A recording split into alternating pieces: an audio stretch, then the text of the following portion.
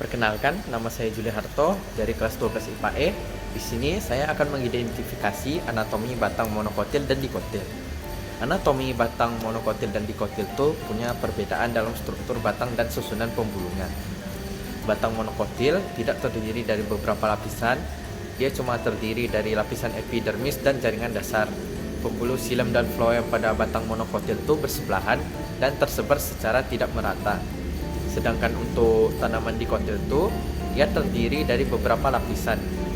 Lapisan terluar itu yaitu epidermis, kemudian ada korteks, terus ada pembuluh floem yang berada di luar lapisan kambium. Setelah itu ada lapisan kambium, terus di bagian dalamnya itu ada pembuluh xilem, lalu lapisan yang paling dalam itu empulur. Ikatan pembuluh pada batang dikotil itu tersusun secara meningkat. Pembuluh floem berada di sisi luar pembuluh xilem, dan di antara kedua pembuluh ini ditemukan lapisan kambium. Sekarang saya akan menjelaskan tentang bagian-bagian dari anatomi batang monokotil dan dikotil. Ini saya ada gambarnya. Yang sebelah sini itu monokotil, ini dikotil. Jadi yang pertama itu epidermis, terletak ini. Epidermis itu jaringan pada batang yang terdiri dari selapis sel yang tersusun rapat tanpa ada ruang antar sel. Pada dinding luarnya terdapat kutikula yang berfungsi untuk melindungi batang dari kehilangan air yang terlalu besar. Tumbuhan yang telah berumur tua itu biasanya fungsi jaringan primernya digantikan oleh kambium. Kambium ini melakukan pertukaran gas melalui celah yang disebut lentisel.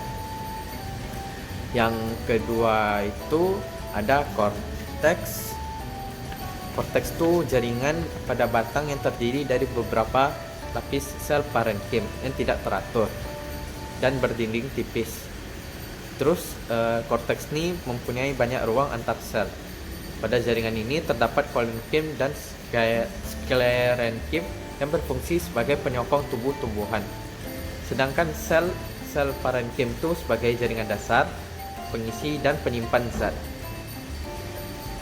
Terus kambium itu adalah lapisan sel meristem yang terdapat pada tanaman dikotil dan tidak terdapat pada tanaman monokotil.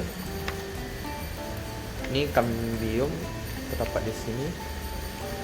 Terus sel pada kambium itu mempunyai kemampuan membelah diri sehingga memungkinkan adanya pertumbuhan pada kambium. Pertumbuhan pada kambium ini memungkinkan adanya cabangan yang disebut dengan pertumbuhan sekunder. Terus ada empulur. Empulur itu bagian terdalam dari batang tumbuhan berpembuluh. Fungsi dari empulur ini itu untuk menyimpan cadangan makanan serta memperkuat organ tumbuhan dan pengangkutan air dan mineral ke arah samping. Terus jaringan dasar pada tumbuhan merupakan jaringan yang mengisi sebagian besar tumbuh-tumbuhan. Fungsi utama dari jaringan dasar itu untuk mengisi biomasa yang pertama, yang kedua itu untuk menjalankan berbagai fungsi fisiologi, terus juga menopang serta memberi bentuk tumbuh-tumbuhan. Pembuluh xilem itu berfungsi untuk mengangkut air dan zat hara tanah dari akar ke daun. Xilem itu yang saya arsir berwarna hitam tuh. Terus pembuluh floem itu yang berwarna putih di sini sama sini itu berfungsi untuk mengangkut hasil fotosintesis terutama gula dan sukrosa dan zat-zat lain dari daun menuju bagian-bagian tubuh tumbuhan yang lain.